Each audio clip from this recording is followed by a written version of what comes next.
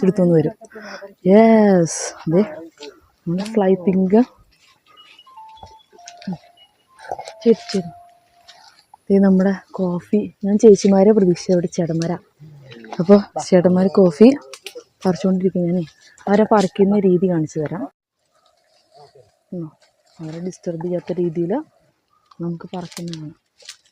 പഴുത്ത കുരുക്കൾ മാത്രം നോക്കി നോക്കി പറിച്ച് ബാഗിലിടും. പഴുത്ത കുരുക്കൾ മാത്രമേ ബാഗിലിടുള്ളൂ.